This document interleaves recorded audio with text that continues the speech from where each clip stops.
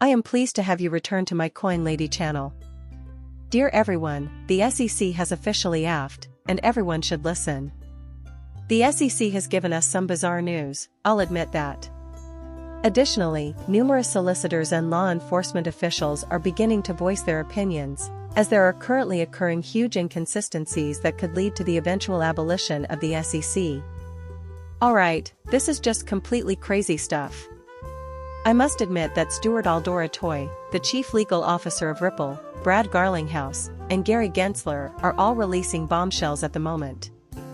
Being a part of XRP at this moment is both crazy and exciting, because it will open up a lot of doors for you. This is a bombshell update, therefore I need you all to pay attention and like this post to the extreme. The video is ready. So, let's begin with the chief legal officer, since he just made a remark that says a lot about the SEC and deserves all the attention in the world. We should listen to his words. He claims that the SEC was unsuccessful on every front.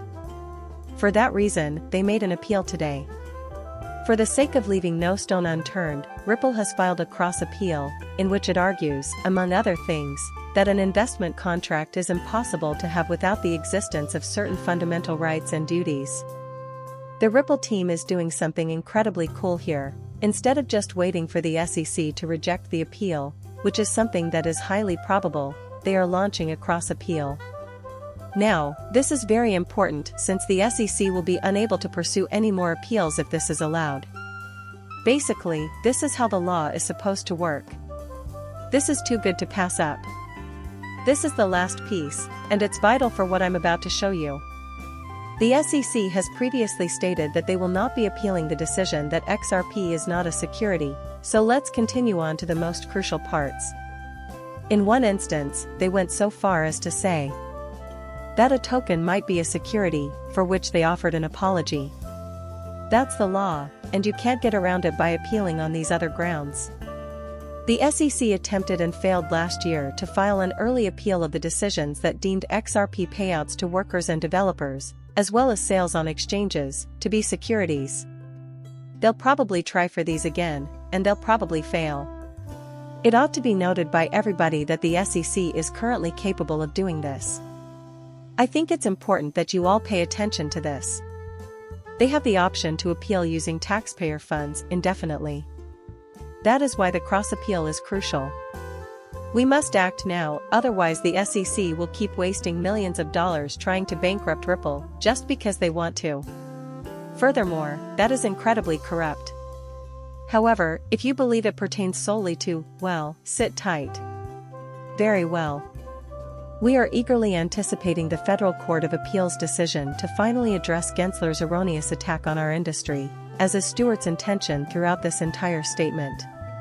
Please, Federal Court, do what is right and bring justice to the globe. We only require that.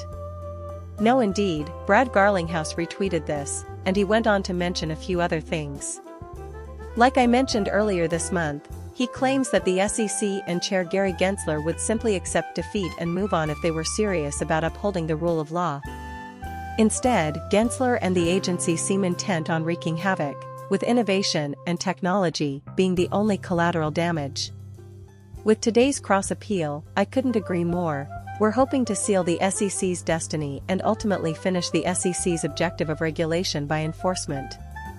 We at Ripple are excited to continue our position as the industry leader after our successful first round of core. Again, everyone in the crypto business needs to give XRP their due. If you don't value XRP, you don't value cryptocurrencies. No other cryptocurrency has given its competitors as much transparency. Obviously, this isn't preventing the SEC from becoming corrupt. In fact, it's completely ridiculous. Public opinion, however, is the ultimate arbiter of this matter. At long last, the general population has begun to realize that the SEC is actively working against their mission. Freedom of speech, social media, and platform are all contributing factors to the amazing success of these posts. If you thought everything up until this point couldn't possibly get any more bizarre or foolish, consider this. This comes from Paradigm's VP of Regulatory Affairs, Justin Slaughter. We will now simply read the I would greatly appreciate it if Chair Gary Gensler would publicly admit, as rumored privately, that he is actively working to undermine cryptocurrency in order to benefit other markets. Gensler could even take a chance by using the SEC's regulatory powers at the Supreme Court meeting tonight to sing his praises. Now, I'm going to show you something at the conclusion of this video that will possibly make you chuckle or want to pull your ears out. It follows this bombshell announcement from Cumberland, another corporation that was recently targeted by the SEC. Even though I have no idea which one it will be, you should still keep an eye out for it since it's important. Very well. That is why Cumberland released this proclamation. Allegedly, we are now the newest target of the SEC CSES enforcement's efforts to limit innovation and stop lawful businesses from dealing in digital assets. Despite criticism of their strategy from members of both parties during the most recent hearing before the House Financial Services Committee, this has occurred. I showed you parts of it where the SEC was accused of being a rogue agency, failing to cooperate with Congress, and misusing his authority. Also, the SEC's head of enforcement just quit and is reportedly landing a job in the private sector.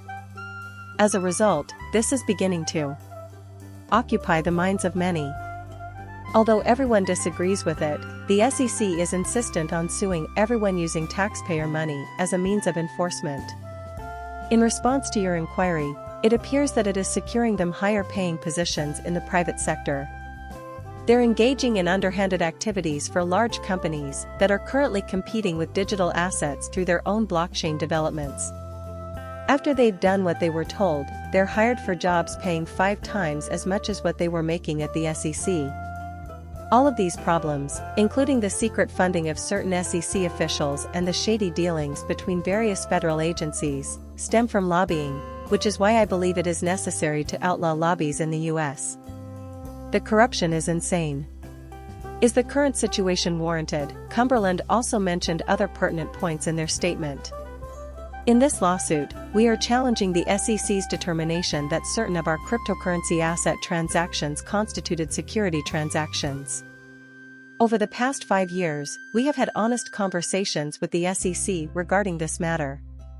Was this ever brought up till now? No. If you and the SEC are in continual contact, discussing various aspects of your firm, and they suddenly announce, "We're going to sue you," despite the fact that you are currently engaged in conversations and have not made any effort to reach a compromise, then everyone engaged, it seems to me, now knows that the SEC will not let anyone off the hook so long as they deal in digital assets in any way.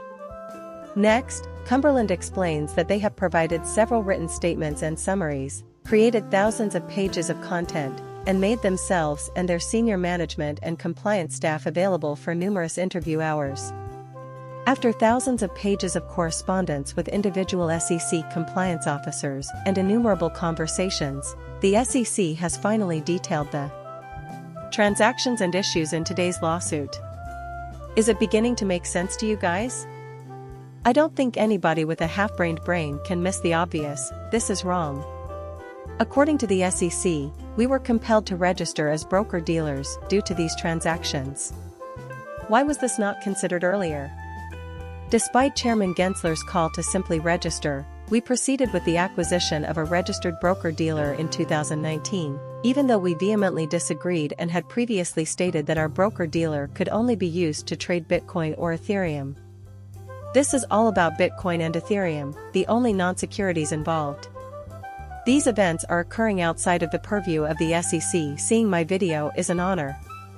Bye for now, and please subscribe and like my channel.